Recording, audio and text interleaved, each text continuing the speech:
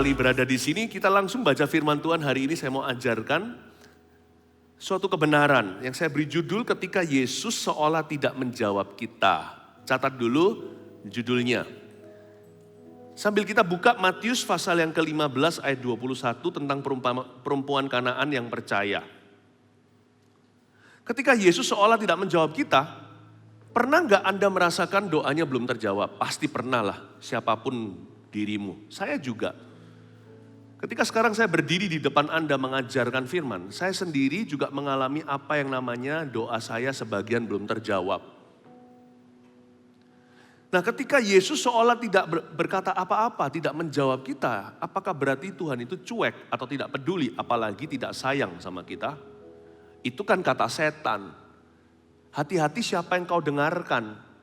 Iblis itu pendakwa. Dia itu bapak dusta, apapun yang dia katakan itu bohong semua. Kalau iblis berkata aku bohong, itu dia bohong. Kalau dia berkata aku berkata jujur, dia bohong. Jangan percaya. Janganlah biasakan dirimu berdialog dengan pikiranmu, karena pikiran kita itu sudah jatuh.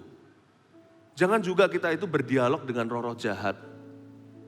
Kalau Tuhan tidak berfirman, jangan ambil konklusi apa-apa. Itu berarti Tuhan punya rencana. Dan rencananya itu selalu ajaib. Mari kita baca sekarang Matius pasal yang ke-15 ayat 21 sampai 28, saya baca semua ya. Lalu Yesus pergi dari situ dan menyingkir ke daerah Tirus dan Sidon. Maka datanglah seorang perempuan Kanaan dari daerah itu dan berseru, "Kasihanilah aku ya Tuhan, anak Daud, karena anakku perempuan kerasukan setan dan sangat menderita." Tetapi Yesus sama sekali tidak menjawabnya. Lalu murid-muridnya datang dan meminta kepadanya, "Suruhlah ia pergi." Ia mengikuti kita dengan berteriak-teriak. Jawab Yesus, "Aku diutus hanya kepada domba-domba yang hilang dari umat Israel." Tetapi perempuan itu mendekat dan menyembah dia sambil berkata, "Tuhan, tolonglah aku." Tetapi Yesus menjawab, "Tidak patut mengambil roti yang disediakan bagi anak-anak dan melemparkannya kepada anjing." Kata perempuan itu, "Benar Tuhan, namun anjing itu makan remah-remah yang jatuh dari meja tuannya." Maka Yesus menjawab dan berkata kepadanya, "Hai ibu, besar imanmu, maka jadilah kepadamu seperti yang kau kehendaki." Dan seketika itu juga anaknya sembuh. Ayat 28 kita baca bersama-sama yuk. Konklusinya 1, 2, 3. Maka Yesus menjawab dan berkata kepadanya, "Hai ibu, besar imanmu, maka jadilah kepadamu seperti yang kau kehendaki." Dan seketika itu juga anaknya sembuh. Katakan amin.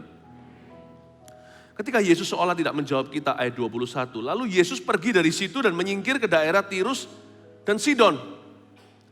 Tirus dan Sidon itu daerah non-Yahudi. Kira-kira 80 kilometeran lah keluar dari wilayah Jewish. Jadi bukan tempat yang dekat, Yesus itu pergi ke situ. Ya, hari-hari ini tempat-tempat yang dihuni oleh orang-orang yang anti-Israel. Kenapa sih Yesus pergi ke Tirus dan Sidon? Ngapain jauh-jauh? Apakah Tuhan Yesus itu iseng? Kebanyakan waktu. Wong Tuhan Yesus saja makan gak sempat kok. Apalagi istirahat. Lalu Yesus kenapa pergi jauh? Mungkin Yesus berlibur. Liburan jangan keluar dari wilayah Israel. Bahaya loh. Banyak orang itu yang tidak suka dengan bangsa pilihan. Bukan, Yesus bukan liburan. Yesus itu pergi jauh-jauh ke daerah Tirus dan Sidon karena mencari seorang wanita ini. Tahukah Anda, satu-satunya penyebab Yesus pergi ke situ, kalau kita nanti baca seluruh ceritanya, tidak ada buah apa-apa dari tripnya ke sana. Yesus ke sana itu hanyalah terjadi satu mujizat saja, yaitu perempuan Sirofenisia atau wanita Kanaan. Seperti Elia yang diutus ke Sarfat untuk ketemu seorang janda agar supaya janda itu bisa terus hidup dengan putra semata wayangnya. Agar mereka tidak mati kelaparan, Elia pergi ke situ, diutus sama Allah di perjanjian lama untuk meninggalkan sungai Kerit, pergi ke Sarfat. Tujuannya bukan supaya Elia bisa minum dan makan roti atau gagak bawa roti ke sana, tapi karena Tuhan mau memberkati seorang janda. Tahu nggak, Anda itu begitu penting. Kalau ada satu orang aja di GMS Selatan. Sorry, 1 orang aja di Surabaya Selatan. Saya akan kejar Anda karena Yesus itu mengasihimu. Tuhan itu mementingkan kita demikian rupa. Tuhan itu belan-belanin pergi ke situ. Ketemu sama wanita Sirofenisia. Saya masih ingat suatu hari. Saya itu sebelum kami suami istri dapat anak Jeremy, anak kedua kami. Kira-kira 2 minggu sebelumnya saya itu terjadwalkan untuk pergi ke Amerika. Sudah, saya sempat agak sedikit menyesal kenapa saya iyain itu jauh hari. Ya kan, undangan khotbah. Padahal ke sana itu loh, saya hanya melayani segelintir orang, misalkan 50 saja. Ngapain sih saya tinggalkan ribuan? Tapi saya nggak cancel karena harus menjadi seorang yang tepat janji. Akhirnya saya pergi meninggalkan istri saya yang hamil tua, anak kami kedua. Waktu di Amerika sana itu saya sempat terus berpikir tiap hari, ada sedikit penasaran dan penyesalan. Kenapa saya bilang iya? Tapi saya terus layani. Ternyata tahu nggak, saya diutus ke situ memang melayani 50. Tetapi saya diutus di sana untuk mencari satu aja. Yaitu seorang anak muda, satu keluarga tinggal di Las Vegas. Setelah saya berkhotbah dalam retreat sederhana, orang itu maju terima Yesus. Nah, orang yang capture dia dan doakan, bukan saya waktu itu. Ya, yang doakan dia, malah yang rebah. Akhirnya saya doakan dia, waktu saya doakan dia, catchernya itu malah jatuh ke tanah. Kena lawatan Allah. Seperti terjamah kuasa. Saya kan kaget, dianya berdiri nangis-nangis, tapi orang yang saya doakan sekelilingnya, dia itu semua rebah. Ada apa ya? Saya kira orang ini pasti akan dipakai Tuhan luar biasa. Minggu depan setelah saya pulang. Dia memenangkan mama dan adiknya. Sama-sama tinggal di Las Vegas, bukan berjudi di sana, tapi kerjaan mereka di situ, orang Indonesia. 3-tiganya naik mobil, ditabrak sama satu mobil yang dikendarai oleh orang yang mabuk malam hari. Drinking and driving alkohol. 3 mati. Pertanyaannya, kenapa Tuhan tidak cegah mereka meninggal dunia? Saya nggak tahu, jangan tanya saya. Tapi yang pasti saya tahu, saya tidak menyesal lagi, saya diutus ke situ. Memang melayani 50, tapi hanya memenangkan 1. Tahu nggak? Memang bukan kebetulan nama saya ini Philip. Karena Filipus juga begitu di Alkitab. Disuruh meninggalkan satu kota kebangunan rohani di Samaria untuk mencari 1 orang sida-sida. That's how important you are. Sepenting itu loh dirimu. You are important to God.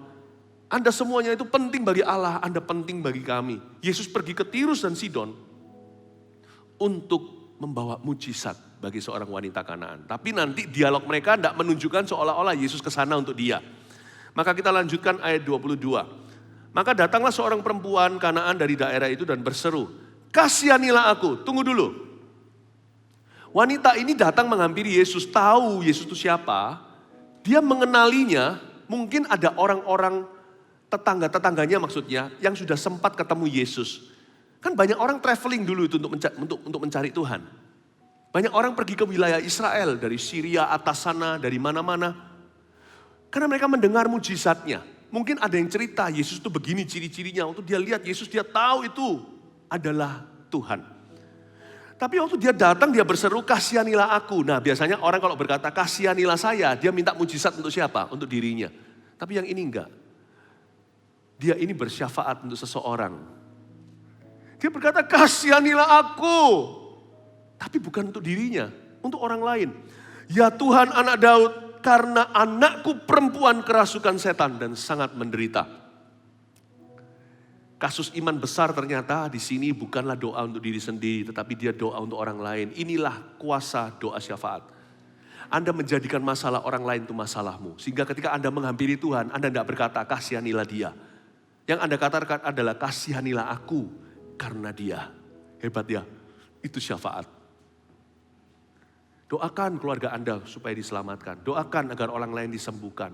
Dan mari kita praktekkan saling mendoakan supaya Anda tidak doa sendirian. Ya, supaya ada orang lain yang mendoakan Anda. Dan sebelum hari ini Anda ibadah, semalam saya berdoa syafaat di atas ranjang saya sambil excited di hati. Saya percaya itu juga yang dialami dan dirasakan Pastor Debbie dan Pastor Yudi. Kami mendoakan Anda loh. Supaya Anda tidak doa untuk diri sendiri melulu. Perlu, doa untuk diri sendiri itu ya perlu. Tapi nggak melulu. Tapi kita praktekkan saling mendoakan ya. Kasus iman terbesar ini. Tidak ada iman sebesar ini. Nggak ada di perjanjian baru. Paling-paling saingannya wanita ini adalah seorang perwira Italia yang berdoa untuk hambanya. Iman segede ini nggak ada di kalangan Israel. Kok aneh ya?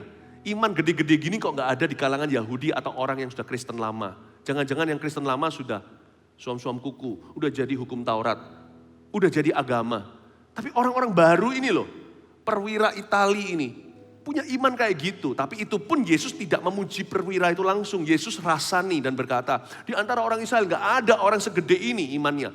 Dia bisa berkata sama aku pun seorang bawahan, kalau Tuanku memerintahkan, aku jalan. Aku pun punya bawahan, kalau aku perintahkan pergi, mereka pergi. Kalau saya suruh datang, mereka datang. Tapi Yesus nggak langsung puji laki-laki itu. Yesus menceritakan. Tapi kali ini nanti, waktu kita baca di ayat terakhir yang kita baca bersama tadi, Tuhan memuji wanita ini, besar imanmu ibu. Dan ini bukan Yahudi. Jangan sampai Anda itu terintimidasi dengan orang yang udah Kristen lama, nggak tentu di mata Allah. Percayalah, pendeta pun nggak tentu kalau pendeta itu tidak menjaga rohnya. Karena kekristenan itu sebenarnya bukan soal agama. Status itu nomor 2. Yang penting itu buah. Yang penting itu hatimu. Yang penting tindakan imanmu. Dan wanita ini berkata, kasihanilah aku. Lalu dia berkata, ya Tuhan anak Daud. Hah? Ya Tuhan? Kata Tuhan dipakai. Yudas Iskariot aja gak pernah sekalipun menyebut Yesus itu Tuhan. Paling-paling guru. Kalau Anda baca ya. Yudas itu gak pernah sekali sebut Tuhan itu Tuhan. Petrus pernah. Murid-murid lain pernah. Not Yudas. Just because hanya karena Anda berada di dalam gereja seumur hidupmu lahir dari situ sekolah minggu. Bukan berarti Anda sudah menjadikan Yesus Tuhanmu. Paling-paling guru, ya khotbah-khotbah lah biasa. Tapi orang ini berkata, ya Tuhan. Ini bukan sumpah serapa kayak orang itu kesenggol apa. Ya Tuhan, bukan begitu. Ini pengagungan, ya Tuhan. Wow. Wanita Kanaan ini lebih mengenal Yesus daripada orang Yahudi. Bagi dia, Yesus adalah Tuhannya. Anak Daud lagi. Wah. Gak gampang loh itu, anak Daud itu berarti dia mengakui nubuatan Allah itu benar. Bahwa turun-temurun dari kerajaan Daud itu keluar Mesias. Kok bisa? Orang ini orang kafir. Ini orang ateis lah misalkan, atau penyembah berhala. Dia berkata, ya Tuhan anak Daud. Penting sekali Bapak Ibu Saudara. Kita jangan hanya doa-doa melulu. Kita harus kenal Tuhan sungguh-sungguh. Sehingga ketika Tuhan seolah gak menjawab kita gak salah paham dengan gampang. Kita terus gak menuduh Allah yang macam-macam. Mengenal Tuhan itu sama pentingnya dengan kita berdoa memohon sesuatu.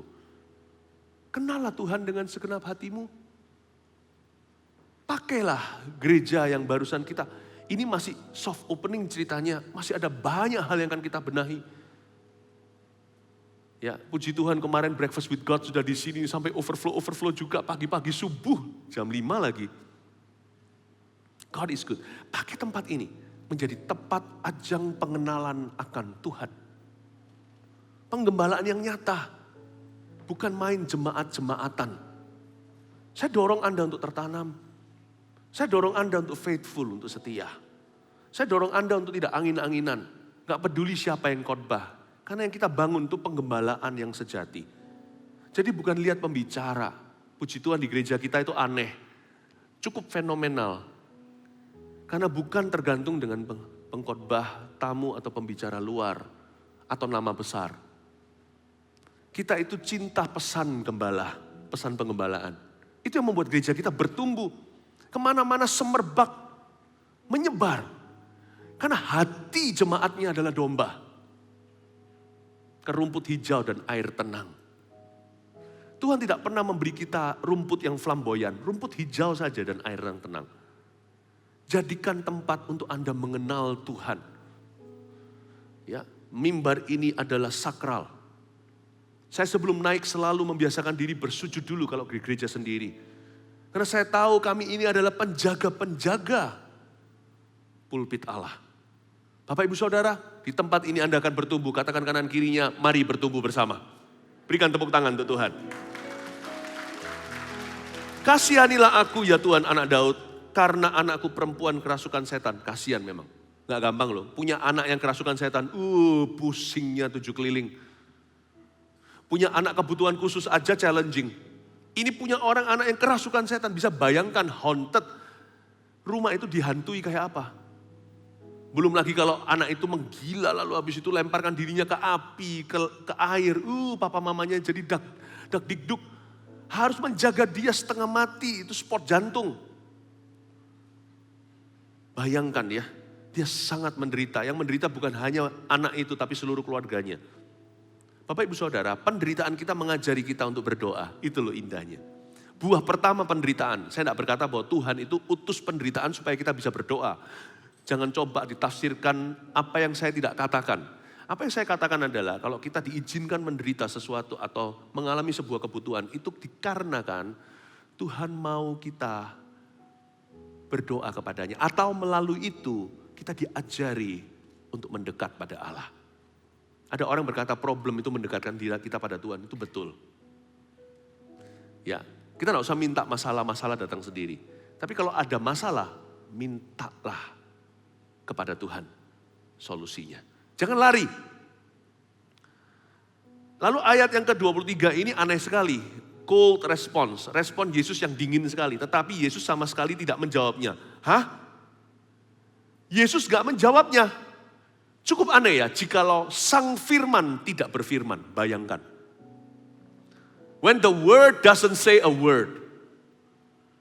Semua orang garu-garu kepala. Gimana sih Tuhan Yesus itu selalu ada suatu kata-kata. Datang ke Tuhan itu selalu kita pulang membawa pegangan. Tapi kali ini, orang ini teriak-teriak sampai nanti murid-muridnya berkata suruh dia pergi karena dia itu teriak-teriak. Yesus sama sekali tidak menjawabnya. Bukan hanya tidak menjawabnya, tapi tidak menjawabnya sama sekali. Pernahkah Anda itu merasa kayak dicuekkan sama Tuhan? Dicuekin sama Tuhan Yesus? Doa enggak, Tuhan dengar enggak sih? Katanya Tuhan dengar, telinganya itu enggak tuli. Tangannya bukannya kurang panjang untuk menolong saya. Orang lain yang ditolong, kapan aku juga? Pernah kita merasakan frustrasi sama Tuhan Yesus? Kok Tuhan gak dengarkan? Atau kalau Tuhan dengarkan kok diem saja seolah-olah aku belum berteriak pada sorga. Pernahkah Anda berdoa mujizat gak terjadi padahal itu ada dalam janji? Pernah Anda berdoa gak ada berkat? Masalah gak pergi-pergi malah datang bertubi-tubi? When the word doesn't say a word, saya beritahu ketika firman tidak berfirman, itu karena Tuhan sedang menguji iman kita. Gini loh, kita tuh harus GR. Wanita ini masa gak ngerti sih, Tuhan datang jauh-jauh itu untuk ketemu dia. Bukan berarti Tuhan itu bersandiwara, enggak. Tuhan itu enggak murahan langsung obral di depan, enggak. Yang Tuhan cari bukan hanya mujizat, karena mujizat untuk anak itu, kelepasan apalagi itu semudah membalikan telapak tangan. Tuhan ingin mengajarkan sesuatu kepada wanita itu dan Tuhan ingin mengembangkan imannya. Karena nanti setelah Tuhan kembali lagi ke Kapernaum, lalu mulai melayani di Galilea, nanti berakhir di Yerusalem, itu jauh 80 kilometer. Apalagi ke Yerusalem itu nanti 100 kilometer lebih. Jangan sampai wanita itu nanti mati rohani setelah ditinggalkan oleh Tuhan Yesus. Ketika Tuhan Yesus keluar dari daerah Tirus dan Sidon. Jadi Tuhan itu melatih dia agar dia bisa tetap percaya dari jauh. Makanya sekarang Tuhan izinkan dia merasa jauh dulu. Supaya dia bisa dilatih percaya. Agar supaya nanti kalau jauh beneran Tuhan itu secara fisik meninggalkan dia. Wanita ini akan tetap percaya.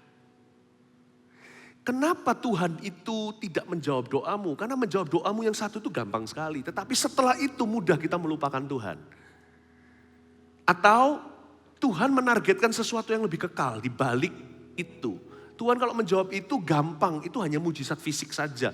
Tapi Tuhan ingin Anda untuk sungguh-sungguh berakar. Karena nanti setelah masalah ini lalu Anda dijawab dengan luar biasa. Masih akan ada masalah baru.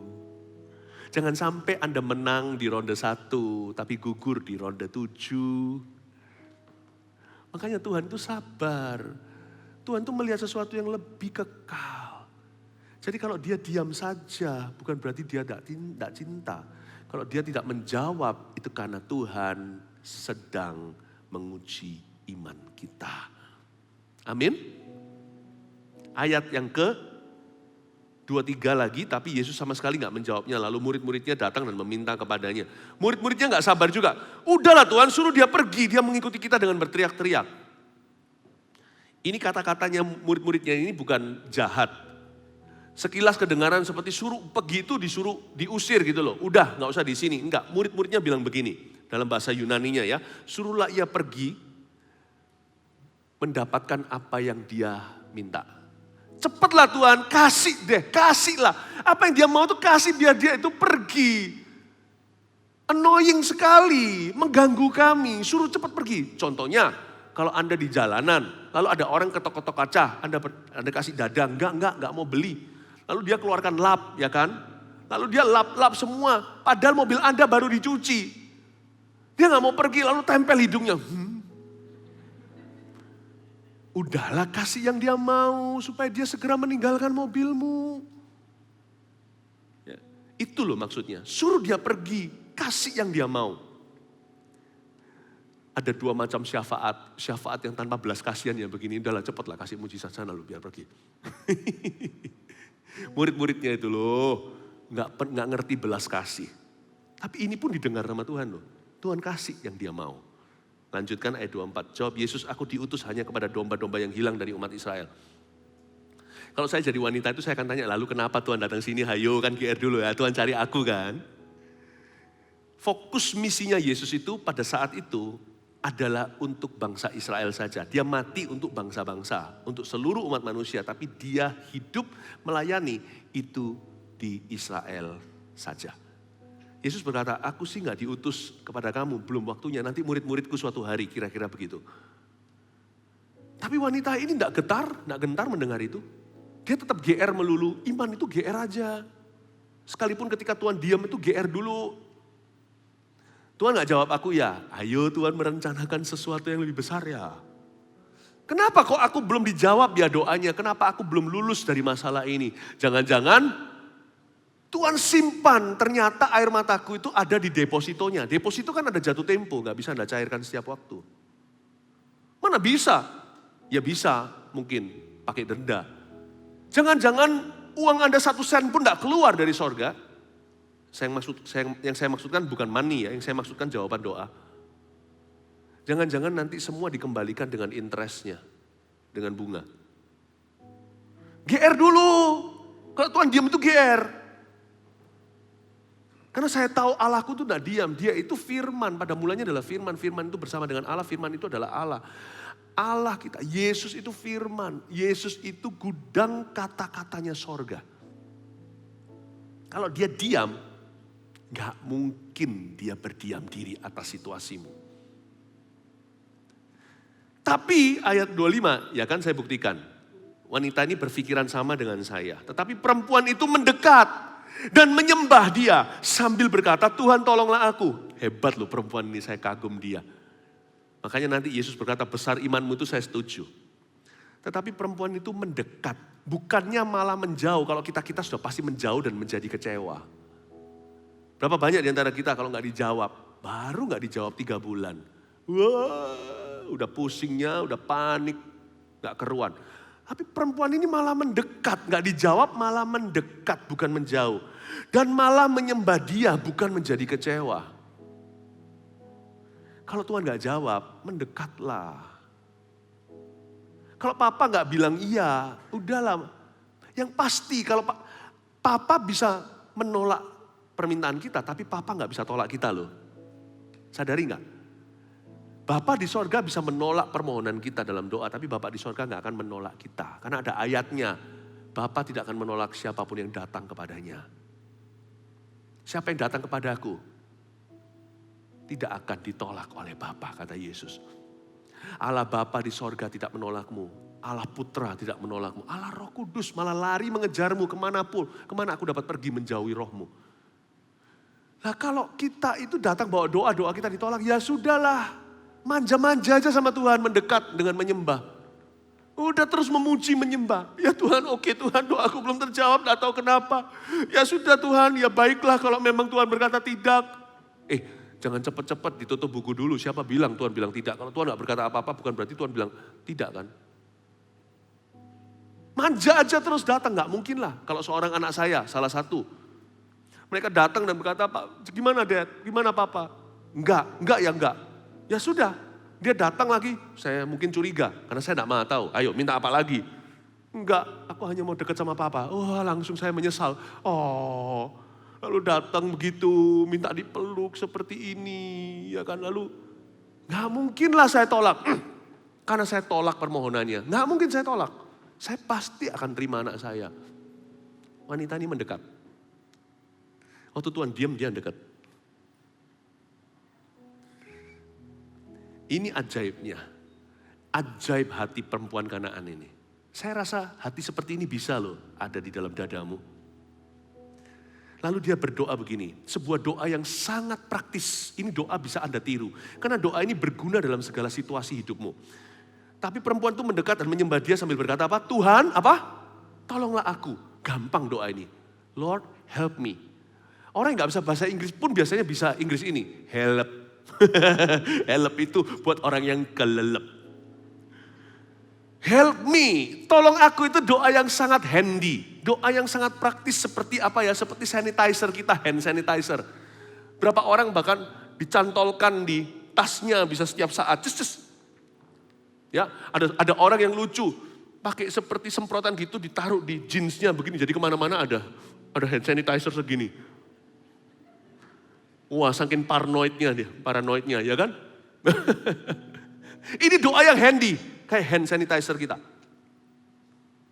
Waktu Anda menghadapi ujian, aduh saya belajar, Anda takut melihat soal nomor 1 aja menggentarkan, Anda berkata, Lord help me. Atau seorang perempuan mau melahirkan, tidak pernah pertama kali, kata Lord help me. Masuk ke ruang operasi atau bersalin. Waktu seorang suami melihat tagihan-tagihan datang dan berkata, Tuhan tolonglah aku. Kata tolonglah aku itu bisa dipakai di mana aja. Ya. Ketika Anda berada di suatu, misalkan kalau Anda menghadapi sesuatu, lalu anak Anda misalnya, anak Anda itu sekarang lagi murtad gak karuan. Anda berkata melihat ulahnya dia, Tuhan tolonglah kami. Ternyata doa itu didengar loh. Jangan pernah remehkan sebuah doa sederhana, bukan lagi saat teduh atau masuk ke ruang kamar. Cukup sebuah jeritan dari hati. Lord help me, didengar loh sama Tuhan. Help me, bantu aku. Ya. Wah, pertama kali pelayanan. Misalkan naik di CG atau kelompok kecil, disuruh kesaksian. Wah sudah disiapkan semuanya, tapi kelihatan 10 orang langsung grogi hilang. Giliran silakan saudara Timotius akan memberikan kesaksian hari ini. Jangan mundur, gak jadi. Jangan, daripada gak jadi mendingan maju dan berkata help me. Nanti Tuhan kasih ketenangan. Asal jangan help me-nya salah alamat. Help me-nya Yesus, karena hanya Yesus yang bisa menolong. Yesus itulah satu-satunya penolongku yang sungguh, lagu sekolah minggu. Help me Jesus. 3 kata itu, tolong aku Yesus. Luar biasa. Tapi Yesus menjawab, lah jawabannya kok gini. Ayat 26, tidak patut mengambil roti yang disediakan bagi anak-anak dan melemparkannya kepada anjing. Kalau kita baca ini jahat ya, kejem ya Tuhan ya, keji. Kasih jawaban begitu tuh gimana sih? Sebenarnya saya curiga tonasi Tuhan Yesus itu sangat ramah. Bahkan lebih sifatnya mengundang iman. Kalau dia bilangnya gini, tapi Yesus menjawab, gak patutlah ngambil roti yang disediakan bagi anak dan melemparnya kepada anjing. Nah itu lain cerita, rasanya Tuhan gak gitu lah. Tuhan sendiri mengaku dia itu lemah lembut dan rendah hati kok. Jadi menurut saya sih mungkin gini loh. Bu, gak patut mengambil roti yang disediakan bagi anak-anak dan melemparkannya kepada anjing. Dia bukan anjing kan ibu itu, dia memberikan sebuah perumpamaan bahwa ada prioritas. Kalau anak makan dulu itu bangsa Yahudi. Bangsa non-Yahudi itu belum waktu. Wanita ini gak tersinggung. Tahu nggak mengapa doa itu seringkali berakhir sungguhan nggak dijawab? Itu bukan karena Tuhan tidak menjawabnya, karena Anda gegabah. Gegabah dengan Tuhan. Lihat ya, orang yang dekat sama Tuhan itu tenang. Nggak dijawab pun tenang. Kenapa? Karena fondasinya bukan doa permintaan. Fondasinya itu pengenalan. Nggak mungkin Tuhan itu gitu. Udah tinggal gitu aja. Orang mau ngomong apa tentang orang yang saya sangat kenal, saya yang lebih kenal kok, mereka cuma tahu. Saya berkata nggak mungkin. Nggak mungkin pastorku begitu. Jadi Yesus ini tonasinya itu ramah. Lalu kata perempuan itu, ini yang kita bisa pelajari dari dia. Benar Tuhan. Namun anjing itu makan remah-remah yang jatuh dari meja tuannya. Saya kayak sampai mau ketawa baca ini. Dia berkata, Lord, Tuhan, if I must be a dog, then I'll be a blessed dog. Ini orang lucu loh, perempuan ini punya selera humor. Kalau aku memang harus jadi anjing, Tuhan gak anjingkan dia loh ya. Maka aku akan menjadi anjing kesayangan. Ini wanita ya, saya kepingin kenal nanti di sorga. Saya yakinlah wanita ini kenal Tuhan. Dia pasti berakhir di sana. Gak mungkin orang itu terima mujizat lalu habis itu memungkiri dan mengumpat Allah. Saya kepingin wanita ini pasti manis sifatnya. Dia pasti sweet. Enak loh ngomong sama perempuan yang gak gosip gitu tetapi yang positif gitu. Ini perempuan berkata gini, Tuhan kalau aku memang harus jadi anjing, jadikan aku pudel kesayangan ya. Atau jadikan aku yang mahal sekalian, bison misalnya. Jadikan aku anjing yang diberkati. Kalau aku harus jadi anjing, aku akan jadi anjing yang penuh dengan berkat-Mu. Tuhan apa enggak masih gue? Apa Tuhan itu enggak terharu dengar gitu? Daripada kita marah-marah, banyak orang itu salah memperlakukan pejabat kayak begitu. Taruh pisau di lehermu, kata Amsal. Kalau Anda rakus makanan atau jawaban doa, lalu Anda berkata, Tuhan itu apa-apa, lalu tuding-tuding dan marah-marah itu sama dengan orang coba tendang kakinya di sebuah beton dan baja. Yang sakit bukan Tuhan, Anda sakiti dengan marah-marah, tuding-tuding, ngamuk-ngamuk itu Tuhan tidak sakit. Tuhan sedih ya, tidak sakit. Anda yang sakit, gituin Tuhan. Salah, memperlakukan pejabat dengan cara gitu aja, nggak boleh kok. Di dalam pengadilan misalkan. Ya kan, sekalipun jika Anda punya koneksi kenalan pun tidak boleh sok-sokan. Kalau sok-sokan itu nanti Anda pasti diblas habis. Rendah hati aja. Lembut aja. Nerima. Malah justru orang itu belas kasih sama Anda. Malah kasihan. Apalagi kalau sudah salah. Kita tuding-tuding Tuhan. Banyak orang Kristen itu marah-marah. Wah anak Tuhan, wah kecewa-kecewa. Salah. Nanti kalau masuk neraka siapa yang rugi? Tuhan yang pegang kuncinya surga, neraka, maut, hidup itu Tuhan yang pegang loh. Minimal kalau gak respect itu takutlah sama dia. Kalau minimal kita itu gak bisa cinta itu takutlah. Saya paling takut sama Tuhan. Orang bisa bunuh tubuh, dia bisa lempar ke neraka. Orang bisa lawan saya, kalau Tuhan itu pihak saya, siapa lawanku? Tapi kalau Tuhan melawanku, siapa bisa bela? Seluruh dunia apa? Semua kekuasa kemampuan Anda, uang Anda, bisa apa? Kalau Allah berkata malam ini engkau si bodoh akan mati. Bertemu dengan aku, mau bisa apa? Mau bisa apa? Saya paling takut sama Tuhan. Tapi saya tidak ketakutan karena saya kenal Dia. Jangan marah-marah, jangan biasakan kecewa, jangan biasakan tuding-tuding gini. Tapi wanita ini bagus sekali, benar Tuhan. Jadikan aku pudelmu ya. Lucu loh perempuan ini, saya kepingin kenal dia suatu hari. Kalau saya baca Alkitab gini ya, ini orang-orang yang sudah mati. Saya kepingin suatu hari kalau di sorga, saya rasa sorga itu akan fun sekali. Di sorga ya nanti saya akan ketemu sama, kita akan ketemu sama banyak orang-orang, berbahagialah mereka yang membaca Alkitab. Karena nanti di sorga, itu alive semua, hidup semua. Itu gitu, banyak gitunya ya, gak baca Alkitab, siapa ini? Rugi, saya dapat tanda tangannya mereka semua nanti. Ya. Ayat 28, maka Yesus menjawab dan berkata kepadanya, hai ibu, besar imanmu. Bukan hai bapak loh, hai ibu malahan. Ya, kita bapak-bapak kalah rasanya, saya tidak mau kalah. Saya mewakili kaum Adam, saya mau punya iman seperti ini. Supaya nanti suatu hari Tuhan juga bisa berkata, tidak di Alkitab, tapi di dalam hati kita. Hai bapak, besarlah imanmu. Maka jadilah kepadamu seperti yang kau kehendaki dan seketika itu juga anaknya sembuh. Mau tahu kenapa? Dia punya iman disebut besar. Mau tahu kenapa? Karena dia adalah wanita Syro-Fenisia. Dia tidak cukup firman untuk kenal Tuhan. Dia itu imannya gede karena unlikely, karena dia punya sumber itu tidak lumrah. Dia bisa punya iman kayak gitu itu nggak masuk akal. Karena orang Yahudi itu dari dulu zaman Musa sudah Taurat Allah. Ini orang nggak tahu apa-apa, cuman samar-samar dengar. Imannya besar, mau tahu kenapa? Karena dia humble, karena dia rendah hati, nggak tersinggungan, dan dia clever, dia itu pinter. Pinter ini bukan inteleknya. Pinter ini intelijen rohaninya. Dia tahu Tuhan gak mungkin gini, gak mungkin dia anjingkan aku. Dimarah-marahi sama murid-muridnya, pergi lu. Dia gak lawan mereka. Banyak orang gini kan, urusan sama Tuhan nanti ujungnya kepahitan sama manusia. Kok aneh ya? Wanita ini bisa kepahitan juga karena dia kan cari Tuhan. Lalu dia dibentak-bentak sama murid-muridnya. Dia bisa aja berkata pendeta kok gitu. Loh, berapa banyak orang di dalam masyarakat gitu. Urusannya sama Tuhan, nanti ngamuknya sama rasul-rasul Yesus Kristus. Nanti kepahitannya sama gereja. Sayang ya kalau kayak gitu ya. Ya memang sih gereja harus benar. Saya setuju. Pendeta apalagi harus benar. Tugas kita ini besar. Tapi wanita ini loh ngalami perlakuan yang kurang bagus dari hamba-hamba Tuhan. Dia gak mau misinya digagalkan karena kepahitan. Dia langsung ke Yesus. Dibentak-bentak suruh pergi. Dia gak bersilat kata. Tidak caci ganti maki. Enggak. Dia humble dan dia clever. Dia tahu bahwa tujuanku adalah sembuh.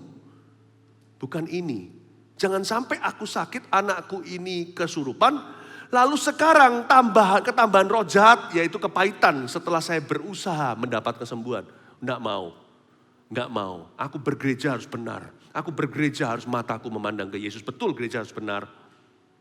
Betul hamba-hamba Tuhan harus benar. Saya setuju itu. Makanya Tuhan berkata kalau ada hamba Tuhan yang menyesatkan apalagi seorang yang kecil ini.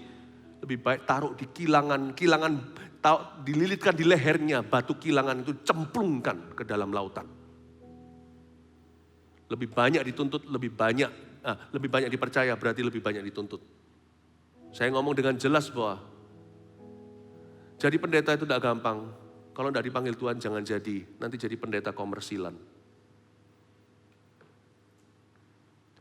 Tapi saya lupakan dulu itu, saya bicara kepada semua jemaat. Sekalipun 1.000 orang rebah di kanan, 10.000 di kirimu, kau harus berdiri karena matamu tertuju pada Kristus. Imannya dia itu besar karena dia gak lihat orang. Lihatnya itu ke depan ke Yesus dan tujuan. Dia itu clever, dia itu tahu, dia punya intelijen di sini dari Tuhan Yesus. Dan imannya itu teruji. Dan imannya itu tidak menyerah dan akhirnya dia menerima. 3 poin sederhana, catat ini lalu kita selesai. Ketika Yesus seolah tidak menjawab kita, nomor 1 itu karena Tuhan sedang menguji iman kita. Nih, nomor 1 ya, poinnya munculkan sudah. Ketika Yesus tidak menjawab kita, seolah tidak menjawab kita, poin pertama, itu karena Tuhan sedang menguji iman kita. Tidak apa-apa, nanti kalau sudah ada munculkan, tapi sekarang tuliskan aja. Itu karena Tuhan sedang menguji iman kita. Diingat-ingat ya. Kalau Tuhan tidak menjawab itu berarti iman kita sedang diuji. Nomor 2. Ketika Yesus seolah tidak menjawab kita. Nomor 2, teruslah mendekat dan menyembah.